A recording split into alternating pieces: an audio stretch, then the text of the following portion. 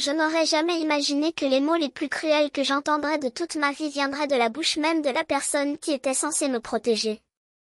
Ils n'étaient pas chuchotés en privé, où le coup pouvait être moins douloureux, mais lancés froidement devant chaque parent réuni à la table de Noël.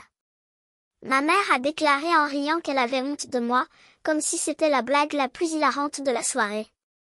Ce rire aigu et répété résonne encore en moi comme le tintement d'une cloche fêlée. Je me souviens avoir regardé les lumières scintillantes de l'arbre, faisant semblant d'admirer les décorations juste pour éviter de regarder mes cousins, qui bougeaient inconfortablement sur leurs chaises, ne sachant pas où regarder. Si vous avez déjà ressenti le poids d'être détruit par quelqu'un que vous aimez juste pour que cette personne puisse briller davantage, vous savez exactement à quel point ce moment a tout changé dans ma vie. Et si vous m'écoutez maintenant, votre soutien fait toute la différence. Un like, un commentaire, n'est pas qu'un geste rapide, c'est la preuve que des histoires comme la mienne comptent, que les femmes restées silencieuses depuis si longtemps ont enfin une voix. Je m'appelle Grace. J'ai 26 ans et c'est l'histoire du dernier Noël où j'ai permis à ma mère de m'humilier. Tout a commencé avec le spectacle que ma mère, Sylvia, aimait en monter. Chaque détail de la maison semblait sortir d'un magazine de décoration, le chemin d'entrée éclairé par des lumières blanches en forme de glace, la porte d'entrée parfumée de bâtons de cannelle disposés selon des arrangements impeccables, la table dressée avec des serviettes brodées à la main dont elle ne se lassait jamais de se rappeler qu'il avait fallu des semaines pour les réaliser. Elle vivait pour ses compliments, pour les exclamations des oncles, tantes et voisins qui disaient que le dîner ressemblait à un film. Moi, d'un autre côté, j'étais un autre élément de ce scénario, mais elle ne voulait pas l'afficher avec fierté. Au contraire, j'étais l'exemple de ce qu'il ne fallait pas être. Elle me comparait à mon frère aîné, à mes cousins, à tous ceux qui servaient à justifier ses allusions déguisées en plaisanterie. Quand j'ai dit que j'avais honte de moi, ce n'était pas un lapsus, ni un moment de colère incontrôlée. Cela a été calculé. Alors qu'elle planifiait chaque pièce maîtresse, elle a fait des commentaires tout au long de la nuit sur le fait que certaines personnes n'apprennent jamais, sur la façon dont les vrais adultes savent prendre leurs responsabilités. Les proches souriaient maladroitement, changeaient de position sur leur chaise et riaient nerveusement pour apaiser la tension. Mais quand elle a prononcé la dernière phrase, elle a éclaté de rire, comme si ma vie était la meilleure de ses blagues. Je restais figée, ma fourchette suspendue en l'air, les joues en feu. Je me suis répété ce que je faisais toujours, si tu restes tranquille, ça passera. Mais dans ce silence, quelque chose en moi commença à trembler. C'était comme si un fardeau qu'il portait depuis des années était enfin sur le point de bouger. Parce qu'il y avait une vérité que personne ne connaissait, que je gardais comme une pierre dans ma poitrine par loyauté, par peur, par espoir déformé qu'en la protégeant, je me protégerais aussi. Chaque mot qu'elle a prononcé ce soir-là, chaque rire à mes dépens ont égratigné cette pierre jusqu'à ce qu'elle ne soit plus contenue. J'ai passé des nuits blanches à me demander, et si je disais la vérité? Me croirait-il ou dirait-il que c'était juste du ressentiment? Est-ce que cela détruirait les quelques liens qui restaient? Ou est-ce que cela rendrait enfin justice pour ce qu'elle avait fait? J'avais déjà répété 1000 fois si, et si, dans ma tête. Et à chaque fois, il m'a convaincu de me taire. Mais là, à cette table de Noël, en l'entendant rire alors que les invités détournaient le regard, j'ai compris que mon silence ne faisait que la protéger, jamais moi. L'ironie, c'est qu'elle a réussi à m'humilier tout en se présentant comme la matriarche parfaite, l'hôtesse généreuse, la femme qui donnerait tout pour sa famille. Elle a joué ce rôle avec une telle maîtrise que beaucoup ont cru en elle, même s'ils ont bousculé la cruauté de ses blagues. J'avais envie de crier que sa perfection était un masque, que derrière les guirlandes, les tartes et les rires forcés se cachait quelque chose de bien plus sombre que mes supposés défauts. J'ai supporté ces allusions pendant des années parce que je pensais que révéler la vérité serait pire que de les supporter. Mais à ce moment-là, alors qu'elle sirotait son vin et se délectait de sa propre intelligence, j'ai senti quelque chose changer. Son masque commençait à se fissurer et je savais qu'il allait bientôt se briser. Pas par vengeance, mais parce que je ne supportais plus de vivre dans son ombre. Cette nuit-là marquait le début de la fin de l'emprise qu'elle avait sur moi, même si personne d'autre ne l'avait remarqué. Pour d'autres, j'étais juste une fille tranquille qui absorbait encore une autre insulte de sa mère, tandis que Sylvia riait et trinquait son verre. Mais en moi, La balance penchait déjà. Il savait qu'il ne pourrait pas garder le secret familial pour toujours. Même s'il l'avait encore gardé verrouillé cette nuit-là, même s'il avait avalé les mots qui lui brûlaient le bout de la langue, quelque chose s'était définitivement transformé. Son humiliation ne me faisait plus silence, elle me donnait de la force. Ce qu'elle pensait être sa plus grande victoire sur moi deviendrait le moment où elle me donnerait involontairement le courage de me lever, de révéler ce que je portais depuis si longtemps et de transformer son rire en larmes. Ce n'était pas le premier Noël où ma mère me rabaissait. C'était juste le plus brillant, le plus ouvert. D'aussi loin que je me souvienne, elle faisait de chaque réunion de famille une scène où ses paroles, polies comme des couteaux enrobés de sucre, trouvaient leur marque. Lors des anniversaires, des déjeuners à l'église ou des réunions de famille, elle trouvait toujours le moyen de me présenter comme le maillon le plus faible. Même si son ton plaisantait, ses yeux indiquaient clairement qu'elle se réjouissait de la blessure. Il a dit que j'avais bon cœur, mais pas beaucoup plus que cela, que ma nourriture a été achetée toute prête, que mes réalisations étaient de la chance. Chaque commentaire s'ajoutait à une routine cruelle, où j'étais le personnage qui servait d'exemple de ce qu'il ne fallait pas faire. Parfois, je riais, parce que l'alternative était de garder le silence pendant que tout le monde prétendait que c'était juste un plaisir inoffensif. Mais à l'intérieur, chaque mot creusait des rainures plus profondes dans ma confiance en moi. Au fil du temps, j'en suis venue à croire la version qu'elle avait créée de moi. Peut-être qu'elle avait raison, peut-être que j'étais désorganisée, trop commun, peut-être que j'avais choisi la mauvaise voie par rapport à la carrière impeccable de mon frère ou au mariage parfait de mes cousins. Je vivais dans un petit appartement, j'occupais un travail qui payait les factures sans attirer l'attention et je m'entourais de gens qui valorisaient la gentillesse plutôt que le statut. Mais rien de tout cela n'était suffisant pour mériter son respect. Pour elle, la réputation était la seule monnaie qui valait la peine d'être possédée, et à ses yeux, j'étais pauvre. Elle parlait avec une autorité qui a amené ses proches à me regarder différemment par la suite, comme si je portais la marque de ses paroles. Cette honte silencieuse est devenue l'air que j'ai respiré. Mouchoir, celui-là même qu'elle gardait comme relique, mais qui appartenait en réalité à ma grand-mère. Un détail symbolique, car rien de tout cela ne lui appartenait au départ. Pas l'argent, pas le récit, pas le droit de décider qui je pourrais être. La veille de Noël, alors qu'elle ajustait les couverts en argent avec la précision d'un metteur en scène, j'observais chacun de ses gestes comme quelqu'un qui étudie un vieux scénario. La façon dont il a lissé la serviette avant de la poser sur ses genoux, le sourire calculé pour sa tante arrivée en retard, la pause stratégique avant de lâcher un commentaire qui ferait rire tout le monde de moi, jamais avec moi. Mais cette fois, le scénario sera différent. Je ne serai pas le personnage secondaire qui avale en silence les répliques acides. Elle serait l'auteur de la scène finale. Lorsqu'elle a levé son verre pour porter un toast, à la famille, c'est tout ce qui compte vraiment, ses yeux brillaient de la satisfaction de savoir que tout le monde dépend de sa version de l'histoire. Mais je n'avais plus besoin de l'approbation de ce public. Tandis que les verres s'entrechoquaient, ma main se posa sur le sac, où attendait le dossier contenant les lettres. Pas comme une arme, mais comme un miroir. Elle commença, comme toujours, par un soupir théâtral. Ah, une autre artiste. Le mot sonnait comme une insulte déguisée en affection, rêve toujours de voyages qu'elle ne peut pas se permettre, n'est-ce pas? Ils ont ri, comme d'habitude.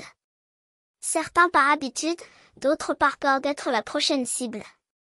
Mais cette fois, je n'ai pas baissé les yeux. Sourire. Un sourire si serein qu'il la fit froncer les sourcils, méfiante.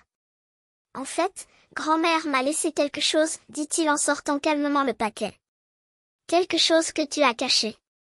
Le silence qui suivit n'était pas le silence obéissant qu'elle avait l'habitude d'imposer. C'était le genre de silence qui précède une tempête, quand même l'air semble retenir son souffle. Elle ouvrit la bouche, mais aucun mot n'en sortit. Aucune réponse n'a été préparée à ce sujet. Carte, continuai-je en faisant glisser la première sur la table, comme pour révéler un atout. Il est reçu. De l'argent qu'elle a mis de côté pour que je puisse étudier, voyager, vivre. De l'argent que vous avez géré en mon nom mais dont vous ne m'avez jamais parlé. Son expression est passée de l'incrédulité à la colère, puis comme toujours à la tentative d'inverser la tendance. Tu ne comprends pas, c'était pour ton bien, commença-t-elle, mais sa voix tremblait pour la première fois. Non, dis-je doucement mais fermement. C'était sous votre contrôle. Tante Linda a posé sa main sur mon épaule, non pas pour me retenir, mais pour me rappeler, tu n'es pas seule. Et c'est alors que j'ai vu la peur dans ses yeux, non pas la peur d'être exposée, mais la peur de perdre le récit. Parce que pour la première fois, l'histoire ne lui appartenait pas. Les murmures commencèrent. Tante échangeant des regards, cousin chuchotant, mon père leva enfin les yeux de son assiette, comme s'il se réveillait d'un trop long sommeil. Elle essaya de se relever, mais ses jambes cédèrent. Non pas par faiblesse, mais parce que, pour la première fois, aucun public n'était prêt à applaudir sa performance. Tu as toujours su que j'étais meilleure que ça, dis-je, non pas comme une accusation, mais comme une observation. Mais tu avais besoin que je croie que ce n'était pas le cas. Et puis, sans crier, sans pleurer, sans lui donner la scène de drame qui alimenterait ses prochaines ragots, je me suis levée. Non pas pour s'enfuir, non pas pour cacher sa honte, mais pour montrer à tout le monde que la fille qu'elle dépeint comme une ratée était, en fait, la seule à avoir le courage de briser le cycle. Quand la porte s'est refermée derrière moi, ce n'était pas un au revoir. C'était le bruit d'une page qui se tournait. Et pour la première fois depuis des années, l'air ne sentait plus le cèdre et la poussière. Ça sentait la liberté. Sur ce qu'elle craignait le plus, la vérité nue, sans fioriture, sans excuse. Et là, sous la lueur des lumières qu'elle avait elle-même choisies pour couvrir ses ombres, le château de cartes commença à s'effondrer. Pas avec un fracas, pas avec des cris, mais avec le bruit sourd d'un mensonge traîné dans la lumière. Chaque document que je déposais sur la table était comme un clou dans le cercueil de sa façade impeccable. Les dépôts qui auraient dû être les miens. Les fausses signatures sur les papiers de succession. Des dates qui ne correspondaient pas aux histoires qu'elle racontait. Tout là, en noir et blanc, comme un miroir qu'elle ne pouvait plus éviter. Elle a essayé, bien sûr. Quiconque passe sa vie à tisser des illusions n'y renonce pas sans se battre. Sa voix trembla lorsqu'il commença à parler de malentendus, de bonnes intentions, du fait que tout avait été pour mon propre bien. Mais les mots sortaient vides, comme des feuilles sèches emportées par le vent. Plus personne ne les achetait.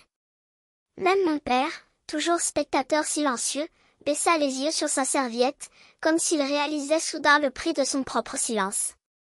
C'est alors qu'elle a commis sa dernière erreur, elle a essayé de me blâmer. Tu as toujours été ingrat, siffla-t-elle, les doigts serrés autour de sa fourchette comme s'il s'agissait d'une arme. Après tout ce que j'ai fait pour toi, c'est comme ça que tu me paies? M'humilier devant la famille? Mais je n'étais plus du genre à me recroqueviller devant ce ton. Ce n'était plus la fille qui acceptait la culpabilité comme un manteau trop lourd à enlever.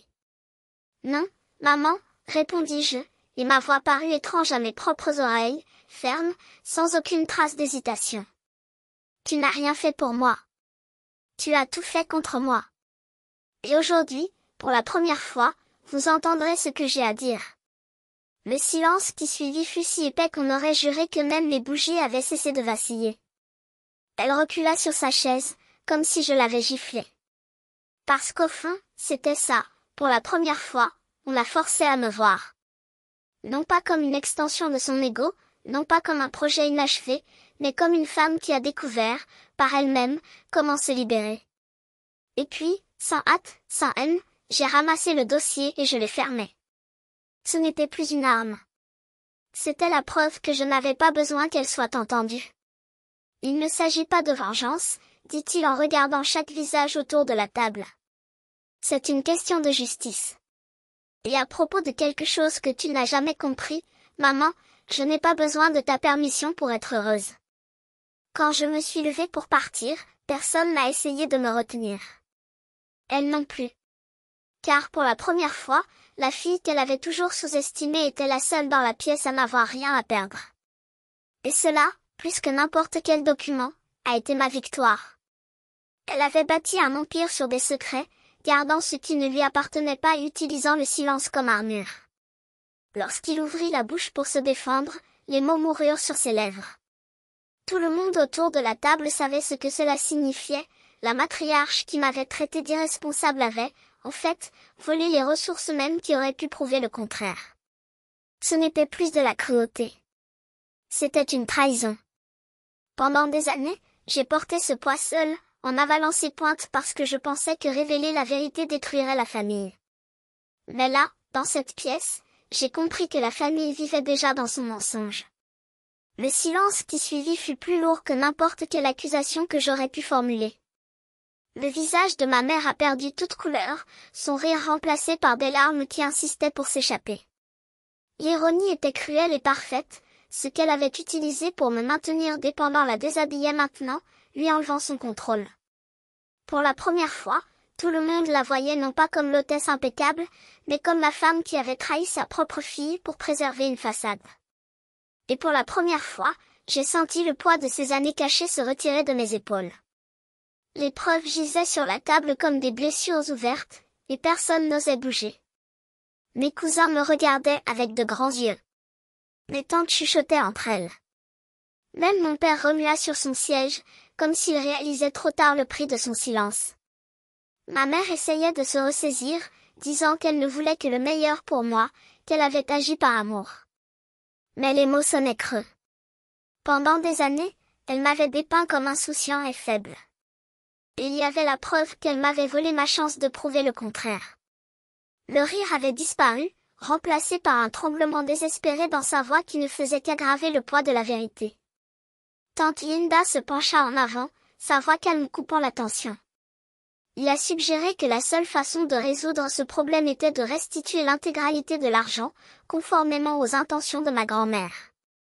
Les proches murmurèrent leur accord. Pour la première fois de ma vie, je vis ma mère coincée non seulement par moi, mais par toute la famille. Sa réputation, son bien le plus précieux, lui glissait entre les doigts. Chaque seconde de silence de la part de ceux qui se moquaient auparavant de ses blagues était une autre partie de son pouvoir détruit. Je n'ai pas fait de demande. Je n'ai pas crié. J'ai juste dit que je voulais des limites et de la justice. Je voulais ce qui m'avait été promis et la fin de l'humiliation publique. Ce n'était pas une vengeance. C'était la justice, et la salle le savait. Plus je parlais calmement, plus elle paraissait petite, sa robe émeraude réduite à un drap drapé sur une femme dénuée d'autorité. Mes cousins, qui avaient toujours ri nerveusement lorsqu'elle me rabaissait, hochaient maintenant la tête en silence, comme s'ils étaient eux aussi fatigués de faire partie de son théâtre. Le moment a été à la fois dévastateur et libérateur. Pendant des années, elle a utilisé la honte comme une arme. Mais cette nuit-là, la honte n'appartenait qu'à elle. La famille, autrefois son auditoire, est devenue mon témoin. Et j'ai réalisé que je ne les avais pas détruits en parlant. Je les avais libérés du mensonge. Ma mère baissa les yeux, ses mains tremblaient, les larmes insistant pour couler malgré ses efforts pour les retenir. Elle avait voulu me rendre petit, mais au lieu de cela, elle avait exposé sa propre faiblesse. Et dans ce renversement, le pouvoir qui avait toujours été le sien est finalement devenu le mien.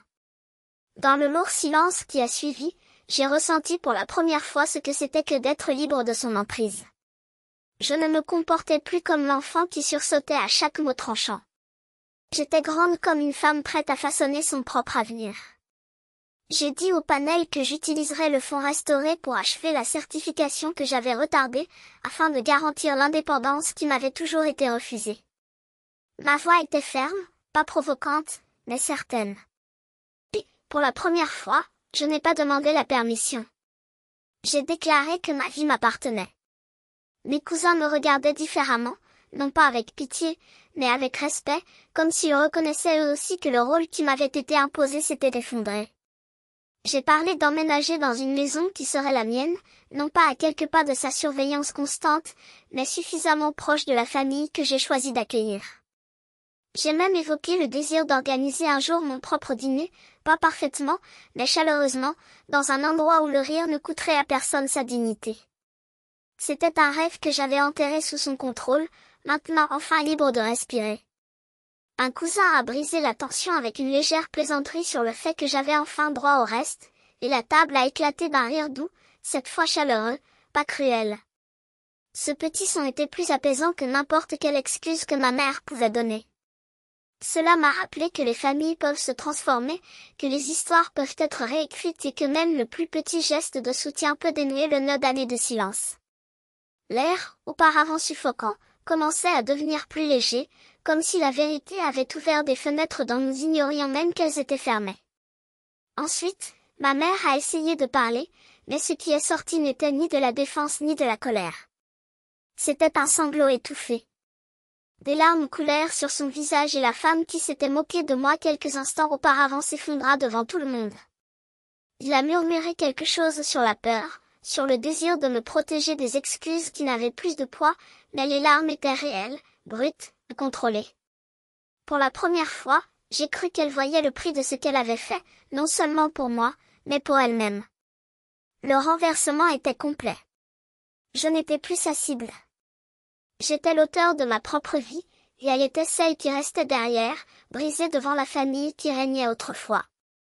En leur permettant de voir les choses sous un autre jour, je les ai également libérés, non par pitié, mais parce que la vérité, lorsqu'elle est révélée, dissout les chaînes qui nous lient. Le poids d'être son unique cible levée, remplacé par une solidarité inattendue, un lien silencieux entre ceux qui, comme moi, s'étaient trop longtemps inclinés. Pour la première fois, la vérité n'était pas mon seul fardeau. C'était le nôtre. Cet hiver-là, j'ai revu ma mère une seule fois. Et elle n'était plus la même. La posture droite, le ton impérieux, le regard tranchant comme une lame, tout s'est effondré. À sa place, une femme plus petite, la voix étouffée, les yeux encore humides de larmes qui insistaient pour ne pas sécher. Il a parlé d'erreur, de peur, de la façon dont il avait confondu contrôle et prudence. Mais ces paroles ne me parvenaient plus comme avant. J'ai écouté sans abandonner le terrain que j'avais gagné. J'ai quitté sa maison sans le poids habituel, non pas parce que je l'avais détruite, mais parce que, finalement, j'avais refusé de me laisser détruire par elle. Lorsque le Noël suivant est arrivé, ma vie était différente. Je vivais dans un petit appartement, choisi par moi, décoré avec ce qui me représentait pas ce qu'ils attendaient de moi. L'argent de ma grand-mère, qu'elle avait laissé pour me donner des ailes, payait désormais la certification qui ouvrirait des portes qui me semblaient auparavant fermées.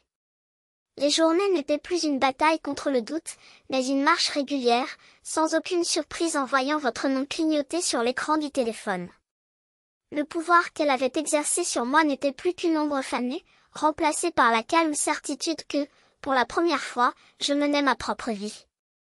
Ce soir-là, j'ai organisé mon premier dîner de Noël dans cet espace. Rien n'était parfait, la table, faite de pièces dépareillées, les biscuits, légèrement tordus, l'arbre, un peu incliné. Mais la chaleur qui remplissait la pièce ne venait pas de la décoration, mais des rires qui montaient au lieu de se briser, des mains qui se tendaient sans crainte, des histoires racontées sans crainte d'être jugées. Mes cousins sont venus.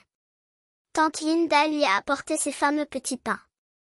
Même les silences gênants étaient plus légers, soutenus par une compréhension nouvelle, fragile mais sincère.